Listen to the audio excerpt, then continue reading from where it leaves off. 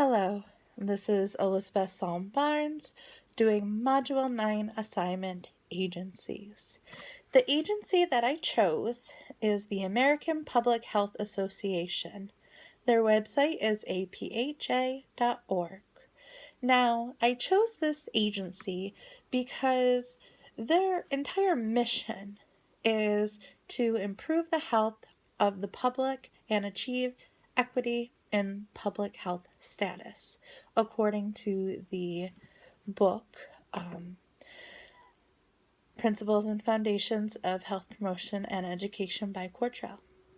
Now, I feel that this is more in line for what I would like to see. Their mission statement is very broad spectrum. However, when you get into their website, they have different communities that you can join that are specialized. So they have mental health, or for schools, or even aging and seniors. So in this umbrella association, there are different specialties that you can go into. Not only that, but they try to become a very big advocate that has power and sway for policymakers, which goes with their purpose.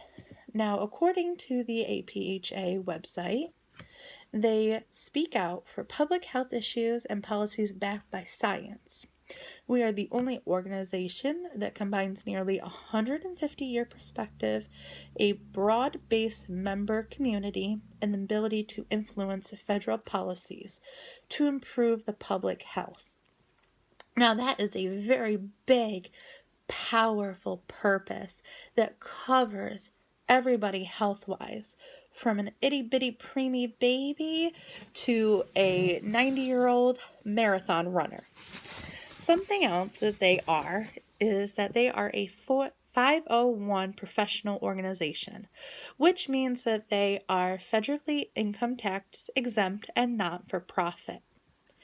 The history behind this organization was actually rooted in 1872, according to the website, as a result of the public health movement to combat yellow fever and other diseases in the 1870s. That is a very good running because they are still up and within the communities and pushing for new policies and advocacies. Now, there are several tiers for membership. The regular membership is $225, and according to their website, apha.org, is open to health professionals, other career workers in the health field, and any persons interested in public health. They also have one for lower income individuals at $110, retired people at $100. Now, for people that are in our degree that have graduated in the last 24 months, they have an early career professional membership for $135. Not only that, but they have, if you can provide proof of status, a student membership for $85, which I find very interesting, and I will probably end up joining after this class is concluded. Now, they also have a agency and company consultant. Now, the fees may vary. It's a nonprofit agency membership open to federal, state, and local officials and voluntary organizations engaged in public health work or other programs having close relationships with health services. And in that little spiel, they have a disclaimer stating that organizations not detailed above are eligible for company and consult membership. Membership requires approval from the APHA's executive board. Now, with the APHA board, they do not have a board of trustees that I could find. They have several different type of boards, including Action Board, Council of Affiliates, Editorial Board, Education Board, Executive Board, Governing Board or Council, Intersectional Council, and Public Board and Science Board. So of all the boards and councils, there is no board of trustees. However, looking at the various boards, you must have a high degree to become one or sit on the board. Now, the APHA has their own publication. It is called the American Journal of Public Health, Quartrell. This peer-reviewed journal is published monthly and is dedicated to the publication of original work in the public health research methods, and program evaluations. According to Quartrell, the book Principles and Foundations for Health Promotion and Education, the AJPH regularly includes editorials and commentaries and serves as a forum for the health policy analysis. That is also published alongside the National Health, which is published 10 times per year. Now, the APHA, according to the website, is in coordination with its members and state and regional affiliates, works with key decision makers to shape public policy to address today's ongoing public health concerns. Now, the public health concerns today are much different than the ones that they were worried about in 1872. Some of those concerns that they have taken and made programs for include the aging and public health in its advocacy and research aimed at improving the scope of Medicare and Medicaid programs. This is really good for seniors that need help paying for all of their medical complications, which include dental, hearing, vision. They also include that they advocate for community-based long-term care coverage for all disabled adults under the federal Medicare program, which I find extremely interesting as my grandma lives in Pontiac Terrace in Oswego, which is definitely different than the nursing home.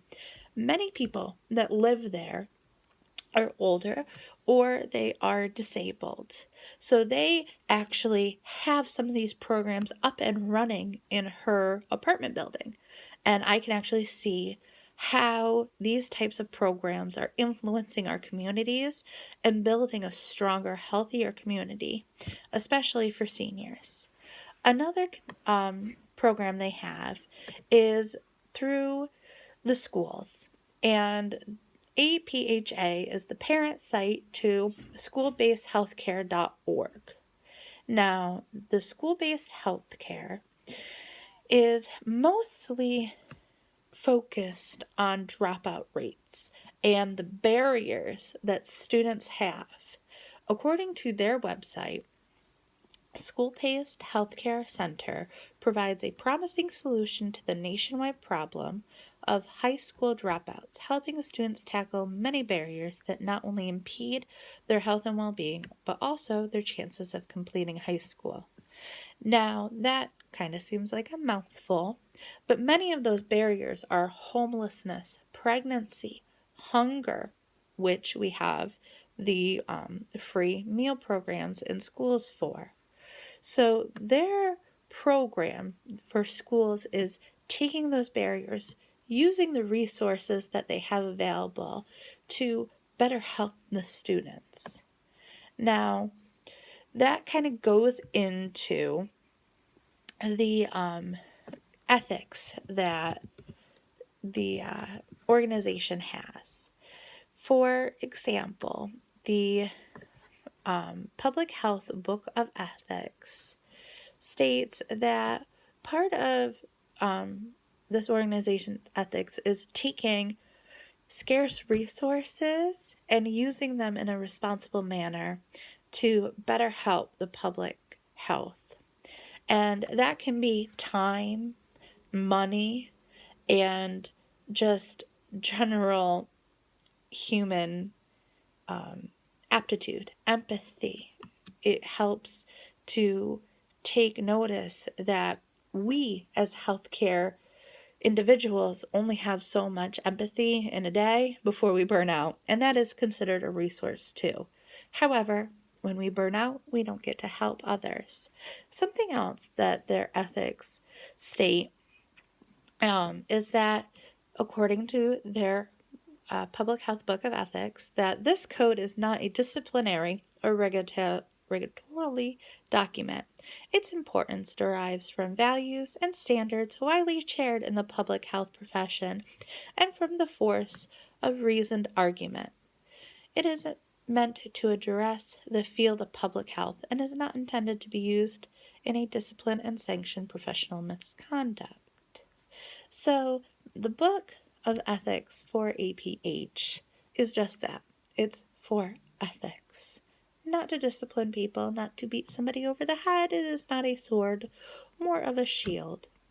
And it also states that we should, if you, in this organization, we should act ethically and responsibly to uphold the reputation of the organization because it's dealing with the public health. So if you tarnish the reputation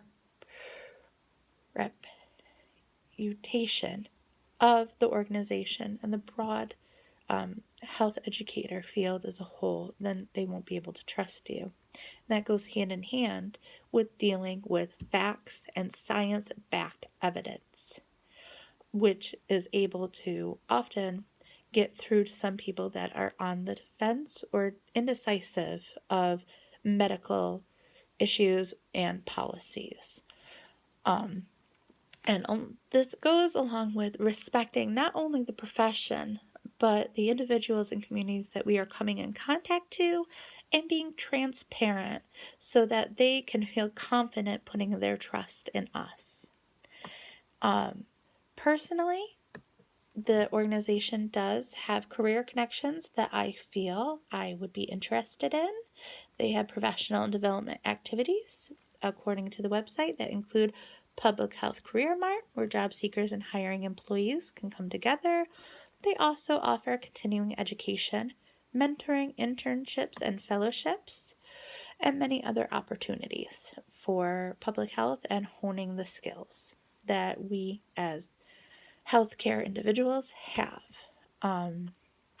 I feel that this is very much like taking fledglings and turning them into better healthcare individuals using the older generation, teaching the newer generation. So I feel that this organization, that is part of the Coalition of National Health Education and Organizations, which is CNHEON, according to Quartal, is an association that I would like to join. It seems that its mission for the past 150 years has not changed. It is all about serving the public health in a non-for-profit way. So they are not out to make money in the public health region. They just want to help people, which is why I decided to go into this degree. Thank you.